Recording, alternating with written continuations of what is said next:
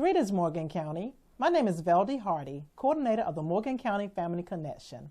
Thank you for joining us for today's session of Connecting Through Conversation, where we take time to talk with some of your most influential and inspiring leaders. Today we have with us Mrs. Jewel Hatchett. Thank you, Velde.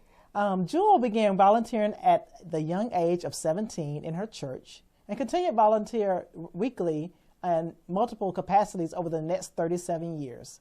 In 2006, Jewel decided to step out on faith and start a nonprofit organization which became known later as Harvest of the Heart Garden. The leap of faith was a lifestyle change as her family moved from a 2-income to a 1-income household. Jewel served over the next 8 years as a non-paid board member and founder of the organization. Jewel and her husband cut back to the bare necessities in order for Jewel to serve Christ through the Harvest program. However, 8 years later, not only has Jewel observed many miracles through the harvest, but also has seen how God has provided basic, essential needs for her and her husband. Jewel shares how God has grown the program from 782 recipients in 2006 to 3,682 in 2014, resulting in 16,000 plus free fresh produce boxes and bags distributed in 1 year. Harvest is close to Jewel's heart since she grew up in a low-income household. Her mother was a full-time caregiver of her father, and so a large portion of the food they ate was grown by her mom, with Jewel and her sister assisting in various ways on a very small-scale farm. Her heartfelt love for others in similar situations is what prompted Jewel to begin serving God through Harvest of the Heart's Garden nonprofit program by growing vegetables and fruit to feed others healthy, nutritious food. Again, join me in welcoming Mrs. Jewel Hatchett to our conversation. Thank you so much, Jewel, for being with us today. Thank you for inviting me. Thank you so much. I know I kind of mentioned this in the introduction, but one of the things I do want to ask you is if you could share with our collaborative partners a little bit more about, and I'm a proponent of stepping out on purpose and a person living their purpose. And I want you to share with our collaborative partners what was the event or events that really led you to make that step, to push you into starting the nonprofit Harvest of the Heart Garden, and what brought you here to Morgan County? Okay. Well, again, I guess it was God's plan for me. My husband had a series of heart attacks. Wow. And actually part of his heart died. And so he had to change jobs. He was traveling all over the state and could not keep up with the job. So he changed to a job in Atlanta, Georgia. He did not want to live in Atlanta, so he looks on the map and pinpoints Rutledge, Georgia. Now, we were very familiar with Madison. Once we moved here, within 2 weeks, we just fell in love with the Morgan Countyans. They are so friendly and just wonderful people. And at that point, I had been working for 35 years, full time. And I was volunteering also, you know, like on the weekend and at night. But I had always wanted to be a missionary. I taught Girls in Action at church. And with that, you travel all over the world in theory, in imagination, and you actually get to know more about what the world consists of, how people actually serve other people through Christ's name. And so basically, I talked with my husband, and I said, you know, I've always wanted to be a missionary, and I had to leave my job, and, you know, I just feel like now's the timing. I've been wanting to do this since I was 35. And we talked about it, and we decided, okay, we will go out on the leap of faith and try it. And sure enough, you know, and how Harvest came to mind, I was looking for some type of mission program. First, we had started foreign missions. Then when my husband started having heart attacks and then really bad heart problems, we were told we could not go out of the country. And it was too dangerous. And then we tried state missions. And my husband continued to have heart attacks almost every time we tried to go on a mission trip. So God just pointed me, when I was at the Master Garden program, to the idea of if you feed people nutritious food, they will come. They need it. And after all, that's how I was brought up. There's a great need for nutritious food for people with diabetes and hypertension, even for children in the home, because of their attention span and the growth of the bones. And so that's why nutritious food is so important. And then I had to come up with a concept of how to do that, and that's where we came up with the community gardens. Okay. And shall I tell you about the collaboration with the high school and with Family Connections? Yeah, sure. Because that was going to be my next question. Okay. Just kind of share with us some of the specific programs and services that happens within the community here with Harvest. All right. Besides passing out free, fresh produce every week, 49 weeks out of the year, we also collaborate with different nonprofits like Family Connections. Okay. And through Family Connections, we actually tapped in with the Boys and Girls Club, and we were able to set up a camp, a week-long camp, and mentor on various projects, including a positive non-bully and non-gang program. Yes, very familiar. Even floral design. We did sports, culinary arts. We just have a ball every summer doing that. And that's because of our collaboration really between Family Connections and Harvest and the Boys and Girls Club. Right. And then here at the high school, we have several groups that we work with. For 8 years, we partnered with the horticulture, agriculture, FFA students, and the present director, Caitlin Butler. Okay. In the past, it was Tim Savell. But we provide the seed.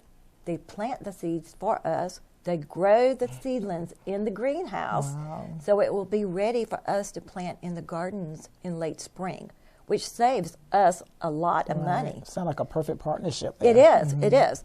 And then also the ROTC students here at Morgan County High School and the International Baccalaureate students have helped us plant in the gardens and actually harvest in the gardens. And then we have many other nonprofits that we work with. Okay.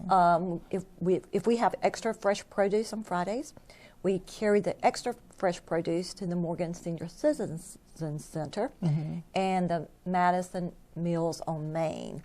And then recently we opened a cannery. Wow. Yeah, glass jar cannery. Right. And the purpose is to take the extra summer produce and to can it so that it will go along as a full dietary need in the winter when we are growing greens. Okay. So they have a mixture of greens, corn, tomatoes, okra, whatever. Right. It sounds like Harvest has really grown over the last 8 years to Drastically. really impact in the community. Yes, it has. Yes, it has grown drastically. Awesome. Yes, we even received the Community Service Award for the year through the Madison Green Space Commission. Okay. Yes, and we have been recognized nationally through a grant that we received from FEMA that was actually funded by the Rockefeller Foundation. Okay. And we received that grant, 1 out of 2,000 applicants. Wow. And that was the way that we were able to fund our cannery. Wow. Yes. It's amazing how that vision that you had has just expanded. So, yeah, I'm excited to see it continue to grow. Yes. Yeah. I know over the 37 years that you have did volunteer work throughout your lifetime, and especially over the last 8 years here in Morgan County with Harvest, that you've had a opportunity to look at families and children and see the needs that they have and challenges that they have. What would you say from your perspective and your experience in that? What would you say is the greatest challenges or needs facing families and children today? Probably besides food insecurity. Okay, now I'm just referring to recipients that we deal with at Harvest. I would say oneness in the home. You know, parents spending time with their children, teaching them proper life skills. That's one thing that we do at the camps. We try to teach life skills in team building. And I think that's very important for that to start within the home. Sure, exactly. Yes, to have the children to grow up and to be involved in community work, because there's statistics out there. If they're involved in community work, it will keep them off the streets, and they're less likely to become involved in risky behavior. Right. It's amazing how that mindset of giving can really change the way a person's outcome is. Exactly. Yes. And when the children see, you know, how lesser fortunate others are, it really gives them a total insight. Wow. Yes. And we do have youth volunteers at distribution because we deal also with collaborations with homeschool groups. Okay. Yes. All right, great. So, yeah, we have quite a few youth that get the opportunity to see it outside of the home and know that that's something they could do later on in their life. Right. Okay. Another question I want to ask you, back in 2000, I like to share this every time I interview people because I want people to understand what role Family Connection plays in the community. Yes. But back in April of 2000, the Georgia legislature actually delegated authority to Morgan County Family Connection to be the catalyst that would identify and let the community be aware of what needs are facing family and children's, and also to be the person or the organization that facilitate partnerships that will help meet those needs. Right. When you think about, and I know we have partnered on different things, when you think about that and our role in the community, how do you think Family Connection can help meet the needs that you were just talking about? Well, one way you meet the needs that is excellent is by your monthly meeting that involves all of the different nonprofits and different organizations, because that gives us the opportunity to collaborate with each other. Right. And so that's a hands-on type thing. Also, your information that you send out to the different nonprofits gives us a guideline, like even to apply for grants. That's very important. And I know you have set up a website for the nonprofits.